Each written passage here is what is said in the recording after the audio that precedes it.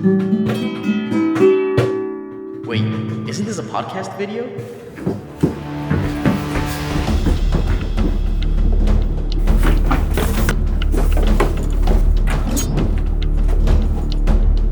Alright, podcast. What is up, guys? As you can see, we are in a different place again. This time we're in a recording studio. This is actually my friend's spot that I came to visit him in Brooklyn because I was just on the move. Today we have a special guest, actually, somebody that actually I had followed a couple of months back and throughout the summer just watched him completely destroy the books with golf and his positive betting approach and a lot of things. But today we have Mr. DMProps. What's up, man? How are you? What's going on, man? Pleasure to be on. Looking forward to chopping up with you and just talking about whatever. But Yeah, I'm man. glad to be here, bro. Yeah, I know we kind of like tried to do this weeks back, like finding a way a day to like all right, this is the day we're gonna do it, which Yeah, like blows my mind because you're so busy and like you have like a day like a regular job every day and still like are destroying the books and finding yeah, times to even do this. This is pretty nuts. yeah. No, bro. I mean, we're both real busy. I mean, you're literally in a rando recording studio just to do this episode. So, like, bro, I respect the dedication to getting this out. And like I am really busy with all the things I do with, and I've really been wanting to do this. So, looking forward to it, brother. Yeah, it's crazy. Like it's just that's like now that we're coming to this, it's like that's such a thing that like busy people like I do my things. I also like have other things tons I do. You do as well. Yet there's still like that like tying link with EV betting that like people from all across like professions and interests can all like really do whether you go crazy and destroy the books like my man Drew here is, or like I do it 1 hour a day and it's still going good, man. Like, so yeah, this is pretty. Yeah, to be honest with you, bro, I honestly need to adopt more of a time management uh like approach in terms of how you do it. I don't know if I'd be able to operate under just 1 hour just because there's certain time periods throughout the day where it's more optimal to be at the screen and be plugging in bets. But the fact that, I just saw your November recap and like you had a solid November just putting in an hour a day just shows that literally anybody should be getting into this, whether it's, full time or definitely like just as a part time side hustle. I was just telling someone at work today, like just basically like going over the simple things that we do, like trying to break it down for them to digest it. And it's like, look, man, this is literally the best side hustle that I know of. And everybody should be taking advantage of this gold mine while it lasts because we don't know how long it's going to last. So when it's here, seize this opportunity. Yeah, 100%. That's definitely I it's crazy because I try to talk to people and like explain to them, get them into it, and most people like it just like though it doesn't really click.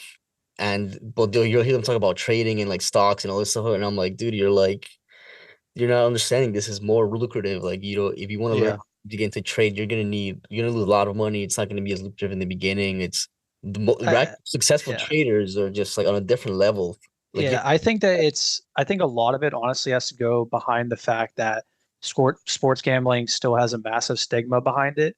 When you hear someone gambling or betting, like they just think degenerate. But then if you hear someone who's a day trader who's successful, they don't think of that. They just think of them as an entrepreneur who's just making money. And these people who have those preconceived notions just don't understand that this is easier because you're competing against like easier competition. And on top of that, you can compound your bankroll daily compared to the stock market. The stock market is only open Monday through Friday. And on top of that, there's several days throughout the trading year where the market is closed, holidays, other random days. You literally could be betting 365 days a year. So there's just endless opportunities and it's so much easier. It just takes an open mind for someone to just sit there and listen and then be willing to go out and learn. So I literally was talking to this dude today about it. It's like he was listening to everything I was saying. I was like, dude, I'm going to send you these videos. It's the first thing I say to everybody. Watch every single one of these videos by Alex Monahan, build this foundation, send me as many questions as you can, and I will answer all of them. And like once you do that, then start applying yourself. I'm a firm believer that you have to have some type of skin in the game to learn, because you're only going to learn through your own doings. Like you could sit there and just listen to what I'm saying or listen to what Alex is saying or whatever, but you need to honestly go out and learn from your own failures and your own successes, especially the failures, because the failures are going to teach you, what did I do wrong, and then apply those lessons learned into the next, the next bet or the next thing that you do. I mean, man, I respect that a lot. Just the fact that like you're on top of like exposing this to people, you are there to and tell them, hey, if you have any questions out of the millions that you will have in the beginning, well, not millions, but you will have plenty in the beginning when this is like of the first learning curve, that you're Yeah, actually willing, to take the time out of like your busy life as well to like help them, man. yeah, Honestly, something that like I thank you too as well, because I was going through a rough patch around like the end of September. Like there was just something that was in time that had like changed my approach from like betting from like the August up until like September, that you reached out, and when I made a tweet and like literally like joined the Discord server, like I was never like in any Discord server like that. I was just betting alone and just like sat down like, hey, try to look at this. Like I was just asking all these questions, like, staying a student to the game, staying as like if I was like a noob at all times, despite whatever I thought I knew, always asking questions. And yeah, definitely like seeing you and like all the guys there and like just talking definitely like helped me tighten my approach, and the results showed in November, and I did yeah. a lot of things. And like, well, October, where you were going through that rough patch, and then you ended up That is positive on the month, like positive. the worst variance of your life, and then you just turned Yeah. it around within 2 weeks. That's the power of DFS and correlation, bro. Like, Time. is it, well, it was, things are getting patched and cracked down on, but during that time period, it was the biggest edge that I've ever seen. Came in so late, man. Like I just rode the very end of like the maximum open wide edges that were just like open Yeah, wide. Right now they're getting like closer and closer. They're still like closing up, but yeah. missed it But that's all. how we all feel. Like you'll feel that way, like about like how you came into DFS, and then like I talked to other people who've been doing this since like 2019. It's like, bro, fuck. Like I wish I was in this like when you were in, because like, bro, I'd probably be a millionaire right now. Like if I was doing this like in 2019, like how well I've done this year, like just 1 year. Like imagine if I was doing this for X amount of years, and on top of that, like making more, and then just being much better. Like I can only imagine like of how I would be after doing this for 4 years compared to I haven't even been doing this for a year. So like I can only imagine like the thousands of hours of more screen time and knowledge that I would have compared to what I have now. But everybody could sit there and say, oh, what if this or what if that? Like we can't control that. Like we were able to take advantage It's of so what we had in the meantime. And the biggest thing that I say is that when there is an edge that like you're aware of where you have a massive advantage, do not let up. Like you need to go all out on that. And if you're not going all out on that, you're going to regret it once that thing gets eliminated. yeah. You don't want to sit there and regret, what you could have done. I can stomach the fact that I wasn't into sports betting a couple years ago because I just wasn't aware of it. But I wouldn't be able to stomach the fact that if I knew about something that was a major advantage in my favor compared to the books, and I wasn't going all out on it. So this year you started and you already broke six figures. Yeah. So that's props to you, man. I mean, like you want Yeah, to find people. power of compound interest, man. People don't understand it. It's really hard for the human mind to fully comprehend the aspect of compound interest. I think Albert Einstein said it. He said it was the eighth wonder of the world or whatever. Yeah, Yeah, there's seven wonders of the world, I believe, right? compound interest. Eighth, not yeah, eighth wonder of the world. He says eighth or compound interest is the eighth wonder of the world. And So we like as human beings like can't comprehend it. Like I remember at the beginning of the year when I first started doing this, dude, like he says that. my initial goal was $10,000 at the end of this year. And I thought that I was like crazy, like starting that. Like I thought I was insane. And I just had no idea like how much potential I have. So like now I'm setting these goals for myself where it's like these might seem like outlandish or whatever, but But like like you're setting up how like I want to hit 20K this month, 25K this month. But those are pretty. yeah, I mean, So this month in November, I made 19K, which compared to October is not as good, but you always have to maintain that perspective. Like that's a lot of money compared to, what I was doing months and months and months ago. Like, yeah, the ROI might not be as strong, but for me to sit there and cry about making that amount of money in a month would just be insane. But it comes down to like when you have certain standards for yourself, you're going to expect, more out of yourself. When you don't hit that bar, you're going to be disappointed. But it's important to stay grounded. And on top of that too, this last month I really had a reality check where, they eliminated a lot of the edges and being extremely limited on every single DFS app or banned on every DFS app. It was harder for me to get down as much money.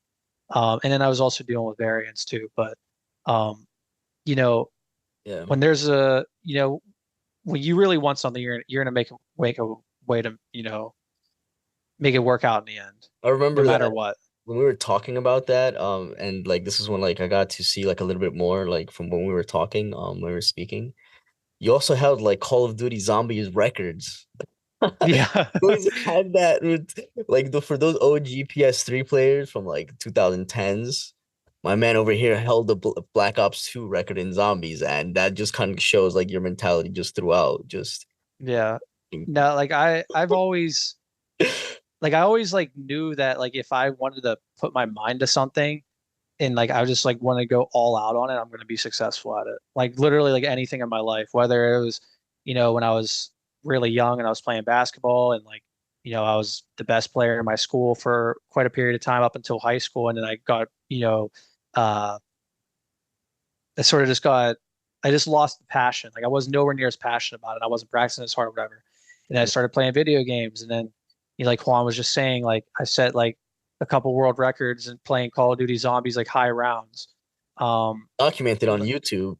yeah, yeah, no, I mean, you can link the channel I'll in the link the description if you channel. want or not. Yeah, but like I was obsessed with that, and then like I was obsessed, like in a period of my life, like I went from like being super skinny to like getting in great shape in like 2 years, like a complete transformation, like from 18 years old to 20 years old.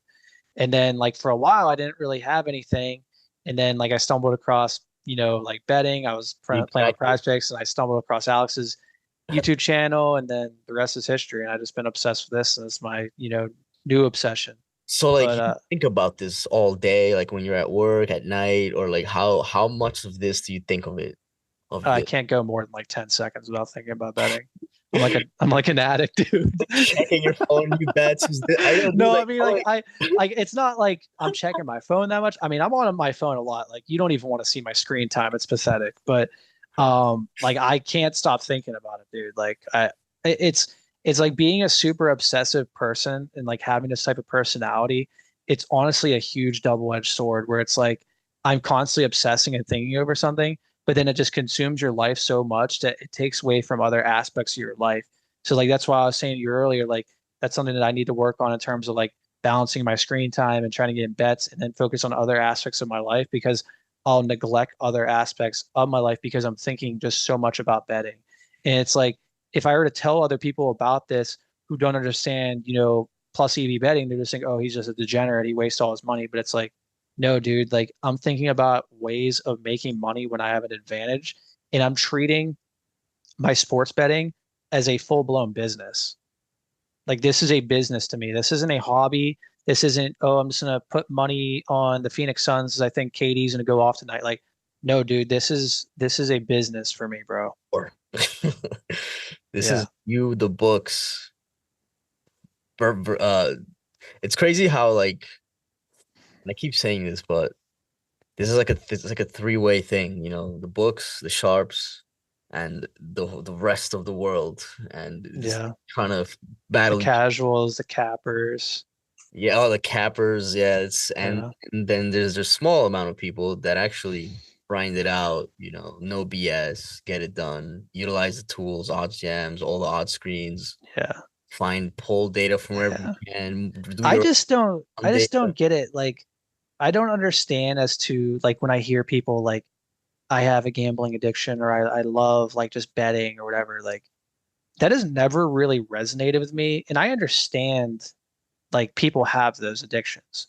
But it's like I have no desire to just go and bet something just cause. Like in like now, like since like the like like I've seen the Matrix, Morpheus, gave me the red pill, and like I've been exposed to plus EV betting. It's like, why would I go back to that, or why would I even want to? Like, if I don't have an advantage, I have no desire at all. Like, No, if I go to a casino, you're not going to catch me just going to roulette and playing like $500 to get a dopamine rush because I put all my money on, number four and a hit. Like, that's ridiculous. Like, it's rigged against me. you'll I see, know mathematically I am not going to win long term. The you'll catch, casinos love idiots like that. you'll catch you at the blackjack table, like counting cards, like And we know people, dude. Yeah, we ain't gonna rat them out, but we no, we, we yeah. know some people. You over there with like sunglasses, like Yeah, but that's the funny thing though, is that it's the same thing with the casinos as it is with the sports books. Is at the moment that they identify that the player has an advantage, they are going to limit you or ban you. They like to severely limit you, like how I am on some platforms, to like $1 a day, super draft. And casinos will just full blown ban you because they don't want you to win.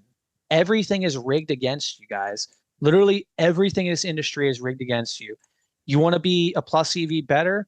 Well, the overall betting community wants to bet like degenerates, and the cappers are the ones who get the social media followings. And plus EV betting is viewed as a joke, and people look at win loss records like, why do you have a negative win loss record? How are you making money? Like people cannot comprehend that the only thing that matters is the return on investment. It's rigged against you in terms of winning. Oh, you're winning too much on this book. You're winning too much on this DFS platform. All right, well, we're going to limit you now. We don't want you. We only want people who just, submit all overs in a 6-leg parlay and just degen bet it. And we're just going to consistently take their money. Everything is rigged against you guys. And the funny thing about it is that when you win, it makes it that much more sweeter because you know that everything is designed against you to fail and you still triumph. It just makes it that much better. yeah. And then they change the rules up too at all times. They're like, oh, you were winning Yeah. this, you're not gonna get limited, but it's not gonna be that easy anymore. Yeah. And that's the thing about like this space, especially, and I've only been in it for like a year. So like I'm not talking about this from like a veteran's perspective, but like I've always been a person that believes you have to be adapting at all times, whether it's your betting strategy or new things being implemented. If you're just going to stick there and stay stagnant and not adapt to changes, you're not going to last long. Like my approach on all this is I want to do this for a long time, like years. I'm not thinking short term, I'm thinking long term about all this type of stuff. And if I'm not constantly adapting, if I'm not constantly second guessing and questioning my strategies and approaches to things, I'm not going to last. I'm going to get wiped out. So like just because one thing was working at like before doesn't mean it's automatically going to continue working. You have to be continuously evaluating what you're doing Yeah, and assessing, is this still working or is it not working? People who don't adapt are not going to last in this game. They're just not. definitely feel it. And that's something I experienced firsthand after analyzing my numbers, analyzing what I was doing, using the same tools and the same information everybody has access to, but it's how you interpret and what really counts to you, what works for you according to what you're doing. That, it's something to look at. Anybody that's using OddsJam or whatever you're using, and you're seeing it's not working. Well, see what isn't working within everything that's working, because you can always get sharper, you can always get better, you can always, Yeah. and Yeah. that's what it comes down to. Yeah. So you might not go as hard and have that like all-in mentality as Drew has, but for those that have the other side of it, like the really side, like time, like 1 hour a day, like there's something for everybody here, right? You might not make 100K in like a couple months, but you can make a couple thousand, and that is definitely something that can help everybody, which is kind of like how I treat it, and it's definitely really, really good. Um, Yeah. No, everybody, if you're aware of this and you know that it's something you can make money on, everybody should be at least trying to put in a little bit of time each day. I'm not sitting here going to tell you you got to be in front of the screen 10 hours a day. Not everybody's, cut out to do that. Not everybody wants to do that. And not everybody has the time to do that. But if you're aware of the fact that you can make money off this, whether it's arbitrage betting, whether it's, signing up for new platforms, getting new user sign up promos, if it's playing discounts on DFS platforms, you should be at least trying to put in, the hour a day if you know what you're doing. And then just build that foundation if you don't know what you're doing, and then start taking out the low hanging fruit stuff, promos, new user signups, stuff like that, and just make your free money. Like there's so much money in this industry, like in these spaces. It's literally to the point where you're just walking down the street and there's $100 bill and you just Right? go and pick it up.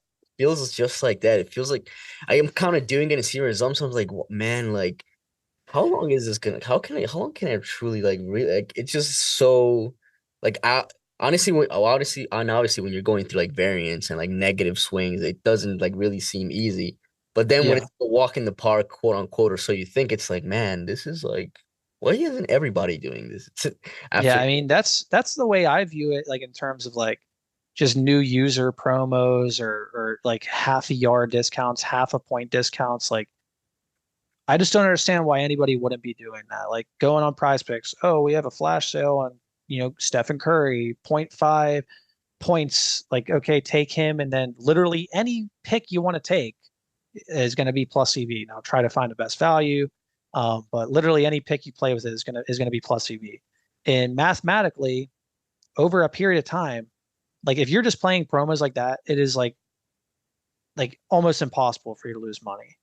Like it just straight up is. If you're playing promos like that exclusively. yeah, I have to kind of like do a little parentheses side track to a different category here. I asked this to all the people I've interviewed. So like, what do your friends and family think about this? That you do this, so they understand that like, hey, he knows what he's doing, or like, hey, are you gambling? Like people at your job, like, how does that look like? I mean, it's the way it is like with me is I'm like super blessed. So like my wife, she's like my number one supporter.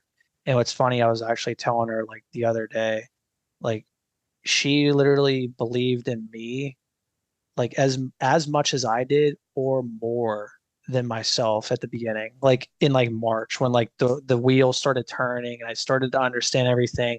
I started like getting the like a little bit of success and like I was like, holy crap, like this works.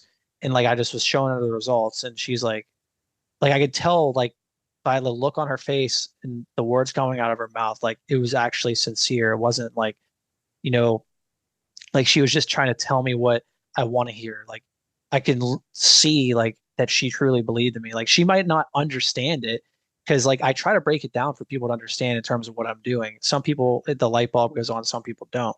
Yeah. But like she trusts me and she believes in me. But then there's other people out there like we were talking about, already in the episode, is that the moment that they hear the word gambling or betting, it's just instantaneous like stigma. Like they can't just get past the fact that you're just value shopping. Do you It's like you it's start like if you playing? it's like bro, it's like if you were to go to like 5 car dealerships and you're trying to buy a Tesla Model 3 and the Tesla Model 3 costs $35,000 at car dealership A, B, C, and D, but then at car dealership E, the Tesla Model 3 costs $25,000. There's no defects with it. There's nothing wrong with it. Same color, same year, everything's the same, same mileage. Nothing's wrong with it compared to the other, 4 dealerships. Why do you think that is? It's probably because that dealership's, messing up the price and you're getting a bargain discount on that. So you're getting a great price. It's the same concept in terms of sports betting. You're looking at DraftKings, FanDuel, Bovada, whatever books, Caesars, MGM, and 4 of them have the same price, but then one of them is an outlier. There's probably a reason why they're messing up. Do you It's ever it's all attempt the, to what's up? explain the weighted coin analogy so they Oh, can I've heard that. give? I use that example talking to a friend today. Yeah, It's another great example. Like I use the car analogy, getting like like a gallon of milk at a store, the weighted coin. Like if you like heads tails mathematically 50% each side. Well, let's just say the weighted coin, was maybe like 55%, 45%.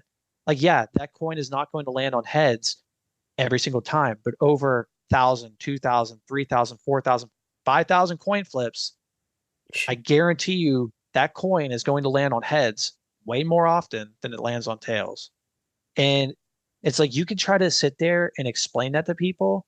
Some people they instantly get it, and then some people they just don't. And it's like, dude, I just like wish you could because you're missing out on so much free money. Seriously. Right? I wish you would understand this. Like you don't like understand how amazing this opportunity is staring you right in the face. Yeah, yeah, yeah. Well, we have like 5 or 6 more minutes here.